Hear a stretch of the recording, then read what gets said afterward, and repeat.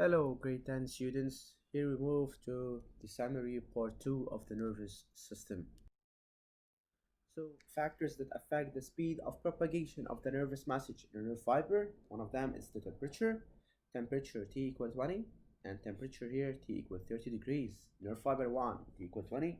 Nerve fiber 2 is T equal 30 degrees Celsius. So T1 is less than T2. So T1 is less than T2, meaning that V1 is less than V2. So the velocity or the speed of propagation of the nerve fiber 2, where the temperature is greater, is going to be faster. So we can conclude here that the as the temperature of the nerve fiber increases, the speed of propagation of the nervous message will increase as well.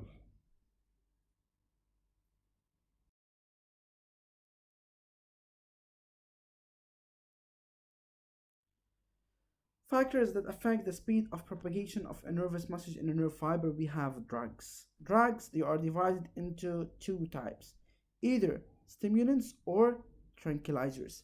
Stimulants, they accelerate the nervous message, like, for example, the coffee. Some of you, for example, your mom, your dad, they said, didn't wake up exactly or 100% less to drink coffee. So coffee, it contains caffeine. So this is a type of stimulants that accelerate the nervous message, meaning that it make it faster. While tranquilizers, they decelerate the nervous message. They make it slower. It's like sleeping pills, for example. So here we move to Magendie experiment, where we have in this table the experimental procedure, the reaction of the animal, and the state of the innervated part. So whenever we have excitation of the ventral root of the spinal nerve, what's the reaction? The reaction was contraction of the concerned part. So meaning that it has a motor effect. While the excitation of the dorsal root, we have contraction with a feeling of pain. So it has a sensory. So the dorsal has a sensory role. Sectioning of the ventral root, we have excitation of the central end first, there is no reaction. And excitation of the peripheral end, we have contraction. So this means that the message move away from the central nervous part or away from the center toward the periphery. Whereas excitation of the central end after the sectioning of the dorsal root, we have contraction with a feeling of pain, meaning the message moves toward the center, while excitation of the peripheral ends, there is no reaction and the message stops at this part. While the destruction of the spinal nerve, there is no reaction, meaning that the spinal nerve has two functions, has a double function. It has a role in motor activity, it has a role in sensation. So interpret the result to deduce the role. So after excitation of the ventral root of the spinal cord, the concerned part contracts. This indicates that the nervous message propagates from the ventral toward the muscle, so it has a motor function. Excitation of the dorsal root as the concerned part contracts and the animal feels pain. This indicates that the nervous message was propagated from the dorsal to the spinal cord and then from it to the brain and then to the part that is concerned.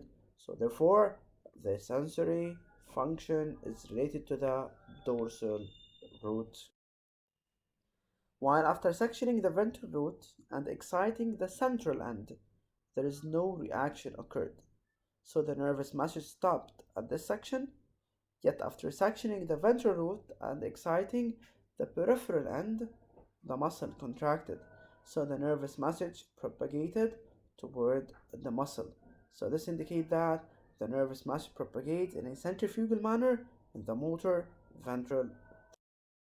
Whereas after sectioning the dorsal root and exciting the peripheral end, contraction occurred and the feeling of pain was recorded. What does this indicate? This indicates that the nervous message propagated to the spinal cord, to the brain, and then to the muscle. While after sectioning the dorsal root and exciting the peripheral end, no reaction occurred. This indicates that the message stopped at this section. So the nervous muscle propagates in a centripetal manner inside the sensory dorsal.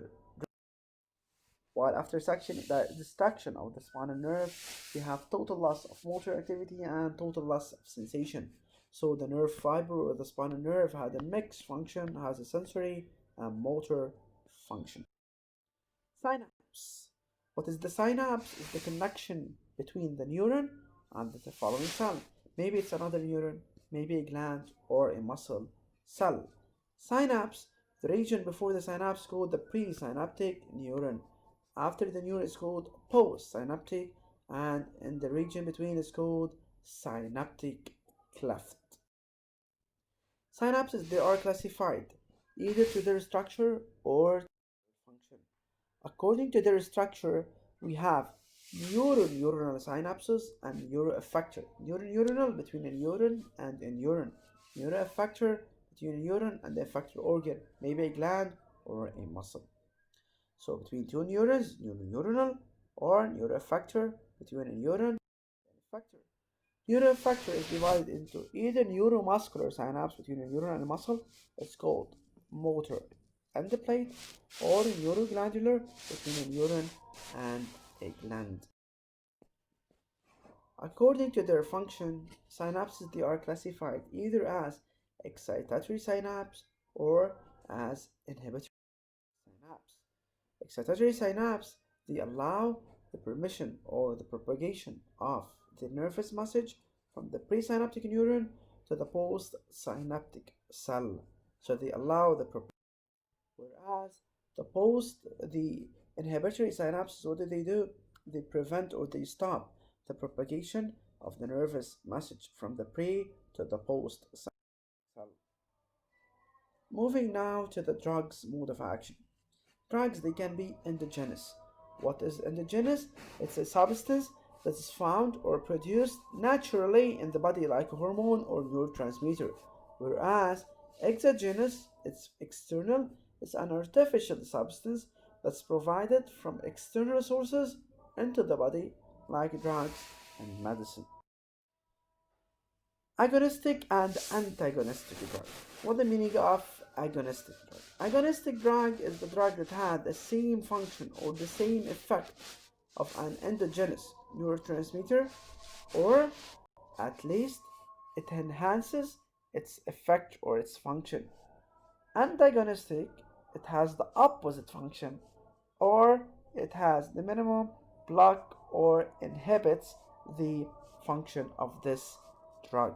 So, agonistic drug, it's one that has the same function, the same effect, or at least it enhances the function of the neurotransmitter and helps it to function normally. While antagonistic, it's the drug that has the opposite function of a neurotransmitter and at least it blocks or prevents or inhibits its function. Algesic and analgesic substance. Algesic is the substance that can cause pain. Example about this, the P substance. Whereas analgesic substance, it reduces or relieves the feeling of pain, like morphine.